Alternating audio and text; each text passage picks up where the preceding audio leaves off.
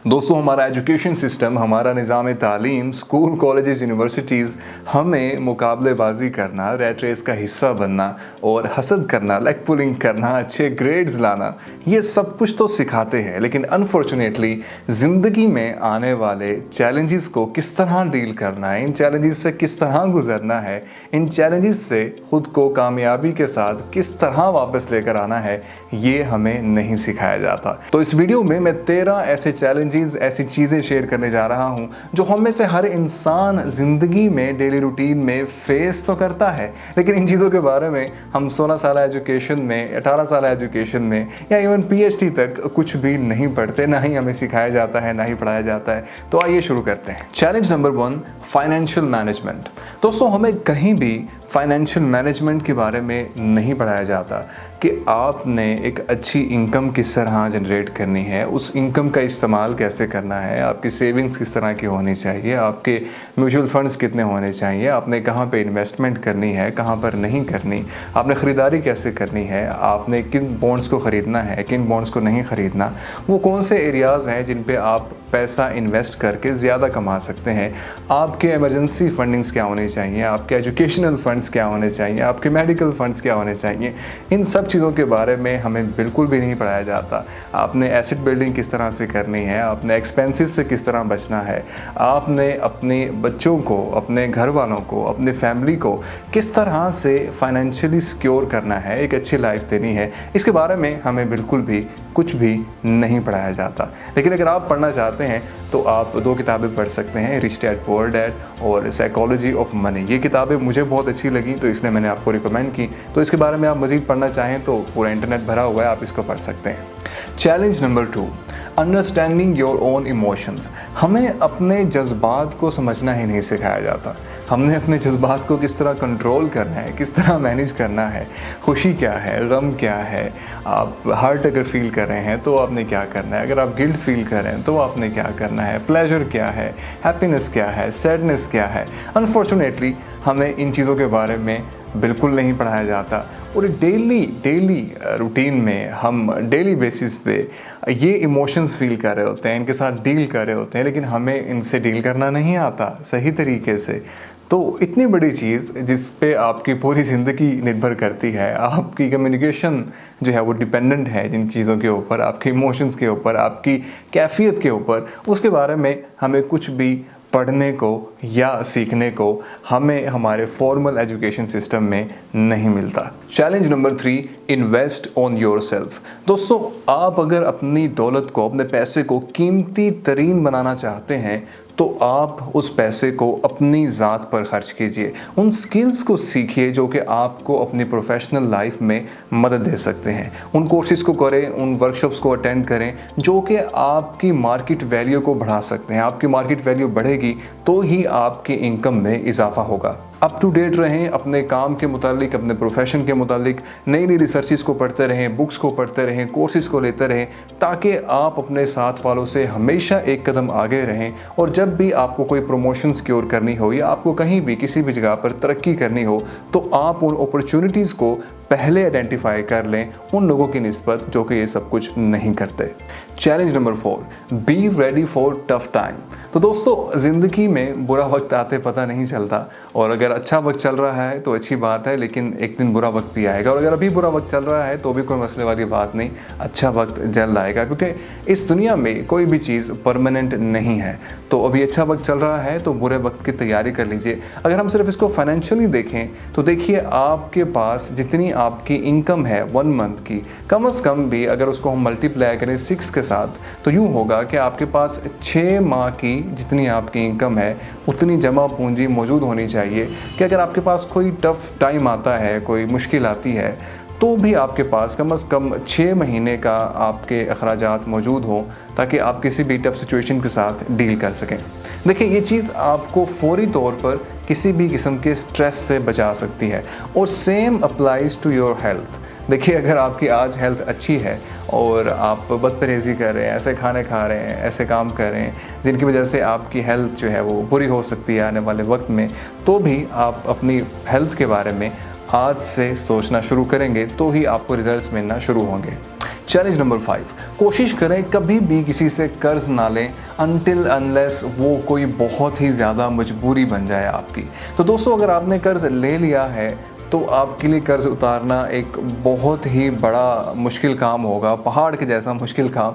तो एक काम ज़रूर कीजिएगा कि जब भी आपने किसी से लोन लिया हो और आप उसे उतार नहीं पा रहे तो उसको ब्रेक डाउन कीजिए। जितना आप अदा कर सकते हैं मंथली बेसिस पे उसको उसके मुताबिक ब्रेक डाउन कीजिए और आप देखेंगे कि 2 साल में, 3 साल में, 4 साल में आप कहीं ना कहीं उसको उतारने के या किसी न किसी डेट में आप उतारने के काबिल हो जाएंगे।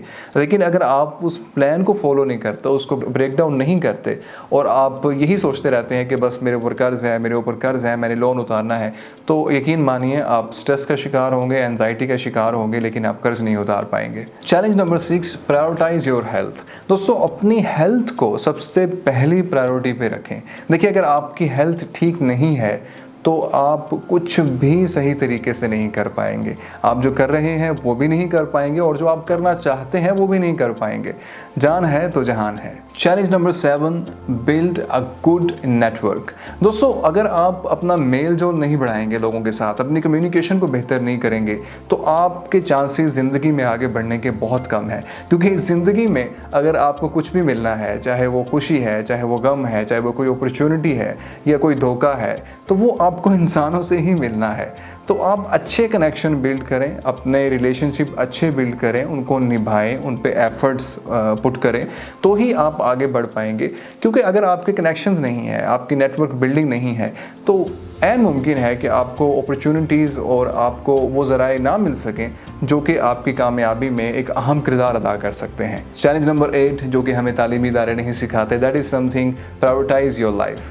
हमें अपनी ज़िंदगी में तरजीहात को सेट करना नहीं सिखाया जाता। हमने अपनी हेल्थ को कहाँ रखना है, अपनी फैमिली को कहाँ रखना है, अपने प्रोफेशन को कहाँ रखना है, अपने फ्रेंड्स को कहाँ रखना है, ये हमें बिल्कुल नहीं सिखाया जाता। तो दोस्तों, एक कॉपी पेंसिल पकड़िए और आज ही अपनी ज़िंदगी में प्रायोरिटीज़ को सेट कीजिए। Challenge number 9, credit buying. दोस्तों, हो ये रहा है कि आजकल हम कैश के बजाय क्रेडिट कार्ड से शॉपिंग कर रहे हैं या बाइंग कर रहे हैं। होता यह है कि हमें यूँ लगता है कि अगर हम क्रेडिट से बाय करेंगे तो एक स्मॉल अमाउंट हमारी मंथली बेसिस पर कटती जाएगी।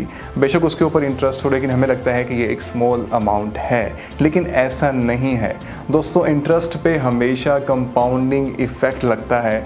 आपने अगर कभी भी इंटरेस्ट पे कोई चीज़ लेनी है, लोन लेना है या आप क्रेडिट बाइंग कर रहे हैं, तो प्लीज़ इंटरेस्ट कैलकुलेटर आपको इंटरनेट पर मिल जाएगा और आप वहाँ पर जाके कैलकुलेट करें कि जो चीज़ आप क्रेडिट पे बाय कर रहे हैं, मिसाल के तौर पे आप जितने लंबे अरसे के लिए वो चीज़ बाय करेंगे, आप उसकी किस्तों को 4 साल में, 5 साल में, 6 साल में उतारेंगे, उतना ही कम आपको मंथली बेसिस पे करना पड़ेगा, लेकिन उतना ही ज़्यादा at the end of the day आप उसकी कीमत अदा करेंगे। तो मेरी गुजारिश है कि आप जब भी कोई ऐसी परचेजिंग करें तो इंटरेस्ट कैलकुलेटर आपको किसी भी ऐप पे मिल जाएगा, या शायद आपको उनकी वेबसाइट्स पे मिल जाए, या आप इंटरनेट पे जनरली सर्च कर लें, आपको मिल जाएगा। तो वहाँ से आप लाजमी तौर पे इंटरेस्ट कैलकुलेट कर लीजिए, क्योंकि आपकी जर्नल कैलकुलेशन और इंटरेस्ट कैलकुलेशन में ज़मीन आसमान का फ़र्क होता है। Challenge number 10, journaling. दोस्तों, अगर आप जर्नल नहीं लिखते तो यकीन कीजिए आप एक बहुत ही अच्छी और प्रोडक्टिव आदत से महरूम हैं। देखिए, जर्नलिंग जब आप स्टार्ट करते हैं तो शुरू में तो थोड़ा सा मुश्किल लगता है और आपको समझ भी नहीं आती कि आप क्या लिख रहे हैं, लेकिन आहिस्ता आहिस्ता जैसे ही आपको इसकी आदत पड़ती है तो आपको समझ आना शुरू हो जाता है कि ये मेरी लाइफ को बेसिकली एक मिरर की तरह मेरे सामने रख रहा है। आप खुद से क्वेश्चन करते हैं, आप जवाब देते हैं, अपनी हैबिट्स को लिखते हैं, अपनी ग्रोथ को लिखते हैं, आप किन चैलेंजेस का सामना कर रहे हैं, उनका सामना किस तरह करना चाहिए। आप बिल्कुल अपनी थिंकिंग को पेपर पर लेकर आ जाते हैं, जो कि आपकी प्रॉब्लम सॉल्विंग में बहुत ज़्यादा हेल्प करता है। ये जर्नलिंग एक ऐसी चीज़ है जिसने मुझे ज़ाती तौर पर बहुत फ़ायदा दिया है, तो प्लीज़ आप भी कीजिए, आपको भी बहुत फ़ायदा होगा। Challenge number 11, how to deal with failure and rejection. दोस्तों, ये बहुत ही इम्पोर्टेंट पॉइंट है अगर समझने की बात की जाए कि आपने ज़िंदगी में रिजेक्शन और फेलियर से किस तरह डील करना है। देखिए, कदम कदम पर आपको रिजेक्शन का सामना करना पड़ेगा, कदम कदम पर आपको फेलियर का सामना करना पड़ेगा।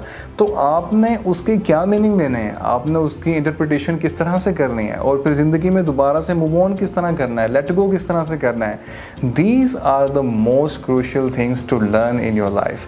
तो दोस्तों, आप इन पे जितना हो सके आप आर्टिकल्स को रीड करें, बुक्स को रीड करें, इनको समझें कि आपने रिजेक्शन से किस तरह डील करना है। बाज़ औक़ात मैंने कई लोगों को देखा है जो उनके रिजेक्शन को डील नहीं कर पाते, बहुत ज़्यादा इगोइस्टिक हो जाते हैं और उनका रिएक्शन बहुत बुरी तरह का होता है, और इन्हीं रिजेक्शन से और फेलियर से जनरेट होती हैं एंजाइटी या डिप्रेशन।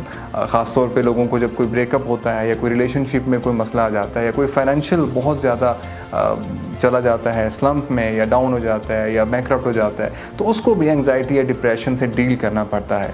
तो एंजाइटी को, डिप्रेशन को किस तरह डील करना है, अगर ख़ास तौर पे वो किसी रिजेक्शन के थ्रू आ रहा है या कोई और ट्रॉमा के थ्रू आ रहा है, तो इस पे आपको स्टडी करनी चाहिए, रिसर्च करनी चाहिए, सीखना चाहिए कि इस चीज़ से हमने किस तरह निकलना है, ओवरकम किस तरह से करना है। क्योंकि आज के ज़माने में कहा जा रहा है कि हर 4 में से 1 को डिप्रेशन है या एंजाइटी है। तो अब इन चैलेंजेस का हमने सामना करना है। अगर सामना करना है तो उसकी तैयारी भी करनी पड़ेगी सबसे पहले। Challenge number 12, how to be happy in life. देखिए, हम सब खुश रहना चाहते हैं, हम सब एक इत्मीनान भरी ज़िंदगी गुजारना चाहते हैं, लेकिन हम कभी हैप्पीनेस को स्टडी नहीं करते कि हैप्पीनेस है क्या, बेसिकली ये किस तरह का इमोशन है, हैप्पीनेस हमें मिलती किन चीज़ों से है, क्या वो मटेरियलिस्टिक चीज़ों से मिलती है, रिश्तों से मिलती है, दोस्तों से मिलती है, रूहानी कामों से मिलती है, किसी की हेल्प करके मिलती है, मेडिटेशन से मिलती है, आखिर मिलती किन चीज़ों से है। तो हम जब तक रिसर्च नहीं करेंगे, इन चीज़ों के बारे में पढ़ेंगे नहीं, किताबें नहीं हासिल करेंगे, किसी मेंटोर को अपनी ज़िंदगी में नहीं लेके आएंगे, तो शायद हम इन चीज़ों को ना समझ पाएँ।